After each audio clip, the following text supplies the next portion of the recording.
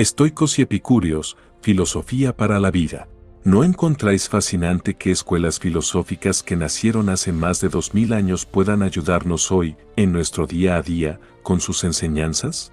Este es uno de los aspectos más característicos de las escuelas helenísticas, en concreto del estoicismo y del epicureísmo.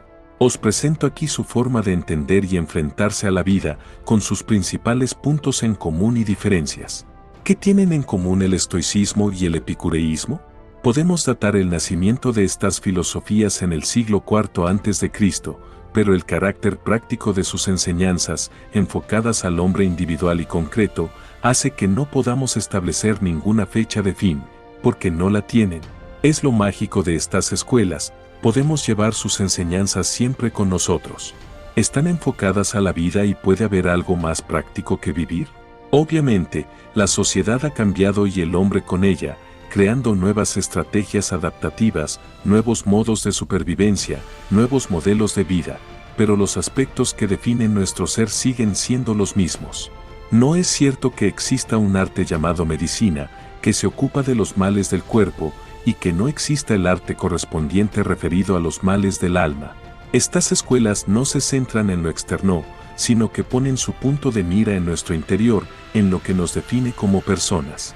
La pasión, el valor, el dolor, el placer, la virtud, la prudencia, la razón, todo esto nos forma y, por mucho que nuestro alrededor esté en continuo cambio, nuestros cimientos siguen siendo los mismos y, antes que lanzarnos sin frenos ni dirección al mundo exterior, es en nuestras raíces donde tenemos que empezar a trabajar.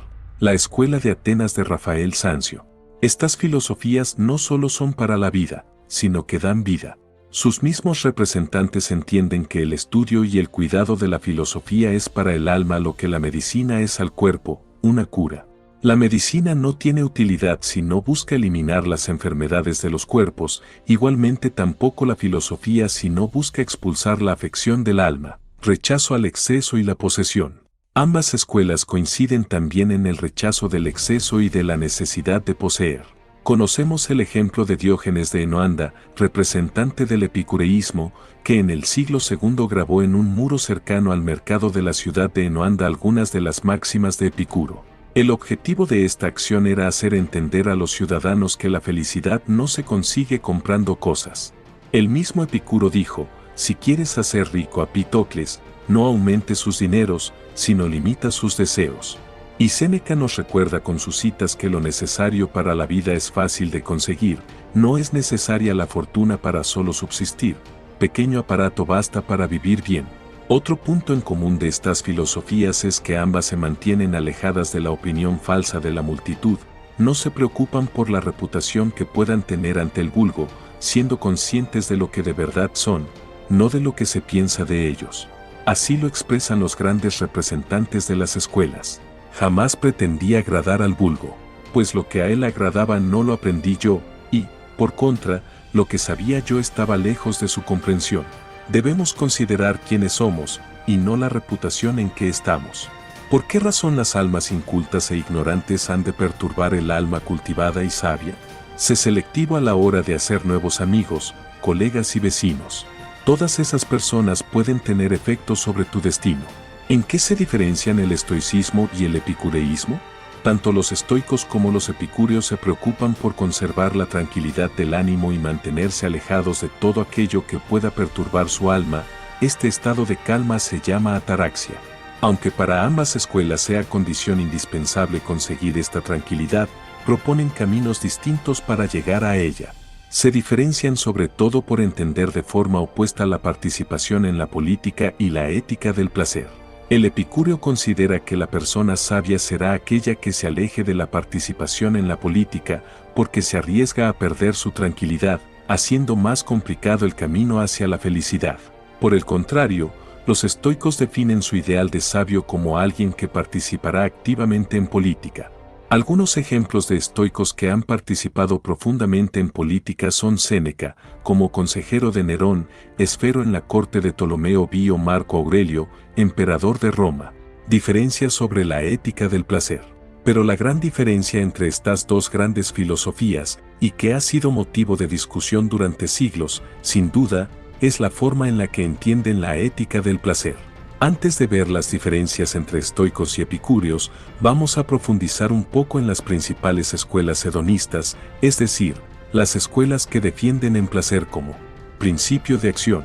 Dentro del hedonismo encontramos que las escuelas más representativas son los epicúreos y los cirenaicos. Las filosofías hedonistas defienden que el placer es el inicio y fin de una vida feliz y que debe ser el motor que guíe nuestra conducta. ¿Pero en qué se diferencian? Los cirenaicos otorgan mayor importancia a los placeres corporales y a su satisfacción ilimitada en el momento presente, llevando el hedonismo al extremo. Por el contrario, los epicúreos son mucho más moderados y dan más importancia a los placeres del alma. En la ética de Epicuro hay un elemento que juega un papel muy importante, la prudencia, prónesis. Esta virtud es la encargada del cálculo adecuado a la hora de elegir los placeres, pues existen placeres que al satisfacerse pueden traer más dolor y dolores que, tras sufrirlos, traen placeres mayores.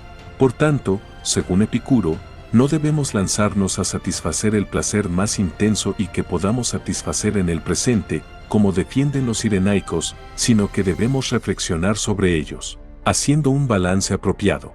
Carecería de sentido cambiar placeres momentáneos por dolores que permanezcan en nosotros un largo tiempo, o negarnos a sufrir si tras ello vamos a ser recompensados con un placer mayor, ¿no crees? Ahora bien, ¿qué lugar ocupa el placer en el estoicismo? Los estoicos y su pensamiento sobre el placer. Los estoicos, al preguntarse cuál es el impulso básico del hombre, no consideran que el placer sea la respuesta. Por tanto, vivir utilizando el placer como principio para guiar nuestras decisiones no es propio de nuestra naturaleza.